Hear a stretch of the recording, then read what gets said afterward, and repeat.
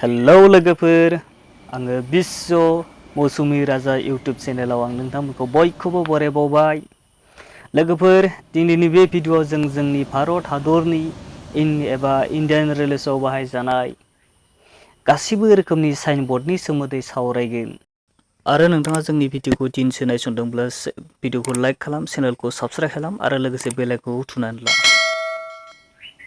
Railway ट्रेकआव आगसि साइडजों जेसेबां साइन बर्ड दं, बेयो ट्रेननि लक' पाइलट एबा ट्रेनखौ सालायग्रा ड्राइभारखौ इनफरमेसन एबा मोनथिहोनो थाखाय होनाय जायो। मानोना बेयो ट्रेनखौ माबोरै सामलायनो थाखाय।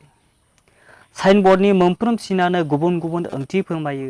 जेरैबायदि सेथियाव, आखान्थिथाम गोमो साइन बर्डआव गोसोम गाबजों लिरनाय अनजिमाया ट्रेननि स्पिडखौ दिन्थिनाय जायो एबा बे जायगायाव ट्रेननि स्पिडआ बेसेबां जानांगौ।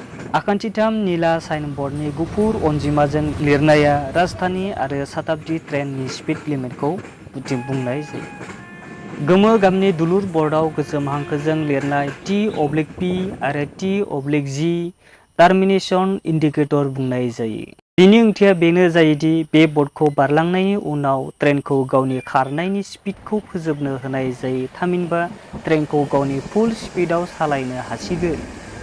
T/P एबा टार्मिनेटिं फर पेसेन्जार ट्रेननि थाखाय जायो आरो T/G एबा टार्मिनेटिं फर गुड्स एबा मालगारि ट्रेननि थाखाय दिन्थियो। नैथियाव, गुफुर गाबनि पाकानि खुन्थायाव गोसोम गाबजों लिरनाय अनजिमाया डिस्टेन्स मिटार एबा जानथायखौ दिन्थिनाय जायो, जाय डिभिजनेल हेडक्वार्टारनिफ्राय जानथायखौ हमनाय जायो।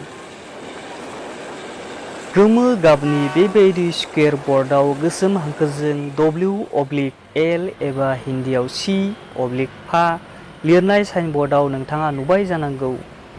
बेखौ हुइसेल इन्डिकेटर बुंनाय जायो।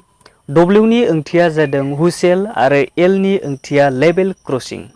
बेनि थांखिया बेनोदि बे साइन बर्ड खाथियाव सौहैब्ला लक' पाइलट एबा ट्रेन सालायग्राया हर्न दामनांगौ।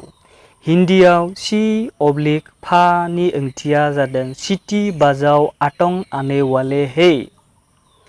बेबायदिनो नोंथाङा बे भिडिअ'आव बर' रावजों इन्डियान रेलवेसनि गासैबो रोखोमनि साइन बर्डनि ओंथिनि सोमोन्दै मोनथिबाय। दिनैनि भिडिअ'आ बेखिनियानोसै। Thanks for वाचिं।